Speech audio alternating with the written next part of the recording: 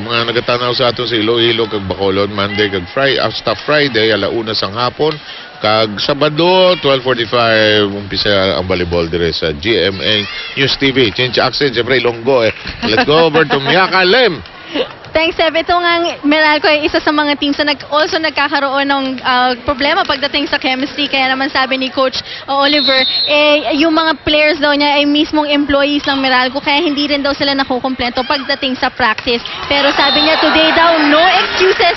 He called his girls to play inspired. Masyado daw intact itong Philippine Army. Kaya this is the best time to show them and play to their advantage, which is receive and aggressive blocking. Back to you, Seb. Which they need. Now, Coco Wang just scoring on a nice setup job there.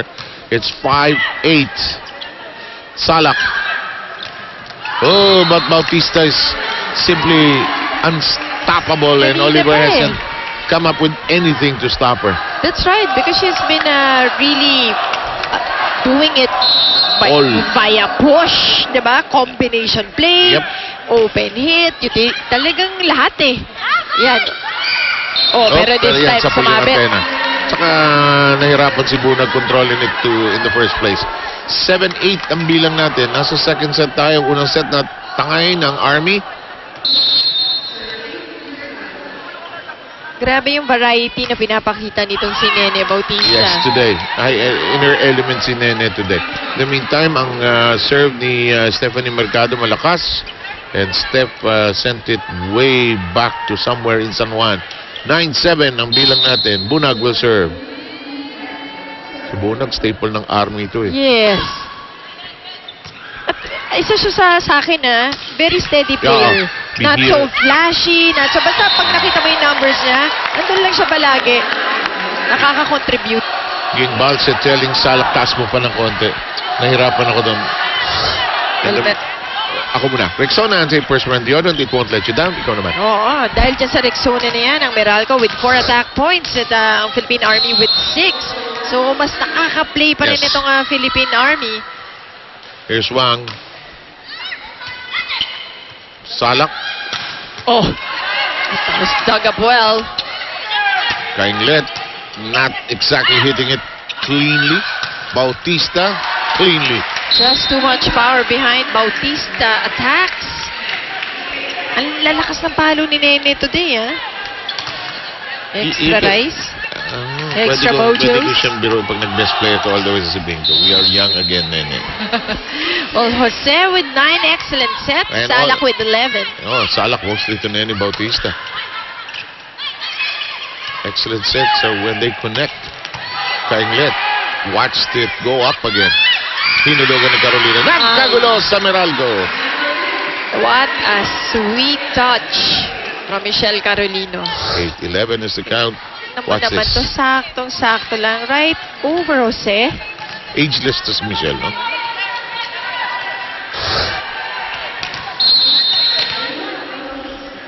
Sino yung kapatid niya? Si Mayet? Mayet. It's also in the Philippine Army. Ano ba yung sinabi natin? Sino mas matanda? Sino nahihirapan tayo. Nahihirapan tayo. Quemada is in. Morado will move out.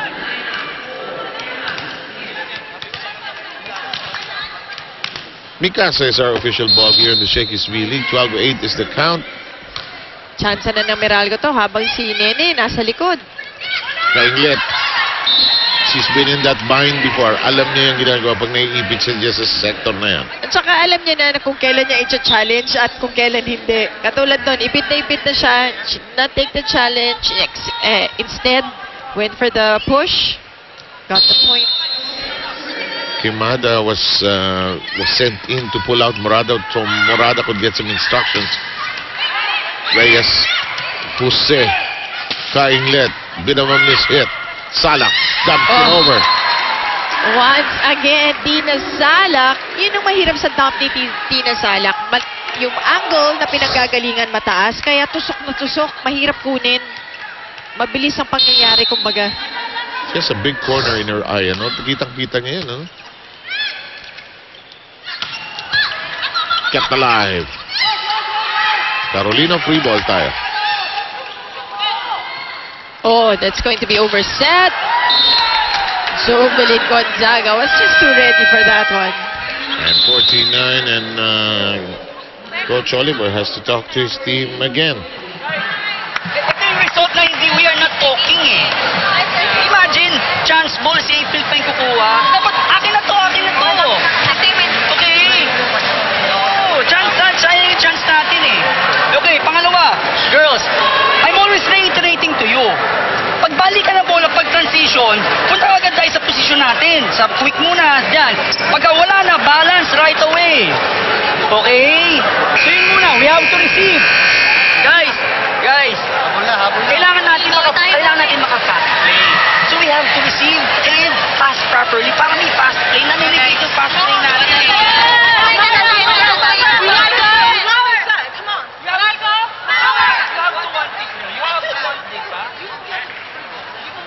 Oliver Almata trying to voice operate his team, actually trying to urge them. Medyo nabubutasan sila eh, no ha? Parang hindi sila ready sa floor defense. So, ilang beses na rin si Tina Salak. At pag naaamoy ni Tina Salak yan, may expect gagawin niya yan. Diba?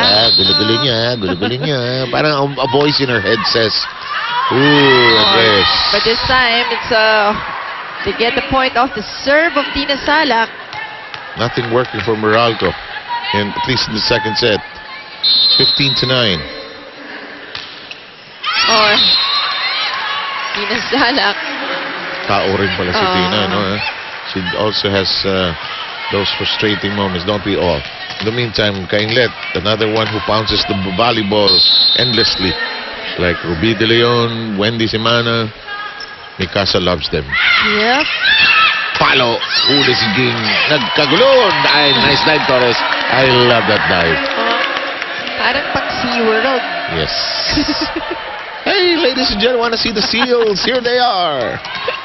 But that's a drill you hated when you were practicing on a cement court. Although pag ginagawa mo sa game, diba, parang ang saya-saya mo yun eh. Tapos nakukuha mo yung bola. Yeah. Absolutely. Ibang thrill nun. Nice double block. Penetrante and Mercado. Double block again. Better blocking by Meralco now. Nice push, Mercado. They don't want to waste this point. Morada pounces it hard. Salak. Balse, huli. Sa likod pupunta ang bola. Kainglet. Longest rally so far. Penetrante, huli. But better energy by Meralco. My goodness, the offense and the defense of these two squads talagang amazing lang. Very nice to watch. Don't go too far away. This is red hot.